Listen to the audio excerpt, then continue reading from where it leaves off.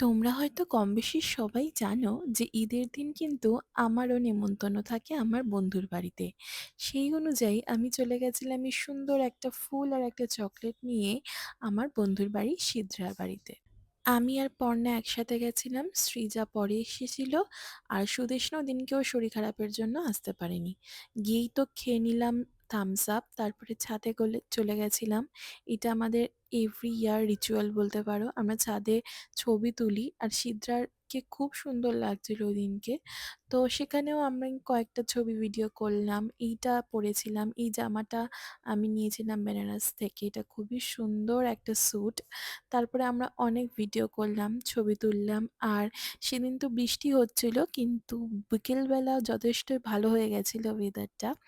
অনেকক্ষণ সেখানে time spend করে আমরা নিচে চলে গেলাম। আর সিদ্রার বাড়ি নতুনভাবে রেনোভেট করা হয়েছে আর খুবই সুন্দর লাগছে ওর বাড়িটা দেখতে। স্পেশালি এই জায়গাটা, আমরা এখানে এত ভিডিও ছবি তুলেছি। আর এখানে মনে হচ্ছিল যে দাঁড়িয়ে থাকি, নিজের মুখটা দেখি। তারপরে সৃজা আর ওর বোন চলে এসেছিল, অনেকক্ষণ পরে এসেছিল ওরা। সিজ্জার বাড়িতে ঈদের টাইমে এতবার গেছি, কিন্তু কোনোদিনও মনেই হয় না যে আমাদের রিলিজিয়ান আলাদা বা কিছু। এত ভালো ওদের থেকে আপ্যায়ন পাই, সত্যি খুবই ভালো লাগে। আর তারপরে আমাদের শুরু হয়ে গেল খাওয়া দাওয়া। ছিল অনেক কিছু, আমি আর নাম বললাম না, তোমরা দেখেই নাও। আর সবটা কিন্তু হোম কুকড, ইভেন দই বড়াটাও। আর তারপরে তো আমরা অনেক আড্ডা মারলাম একসাথে, আমার বন্ধুরা অনেকদিন পর হওয়ার পর যেটা হয় আর কি।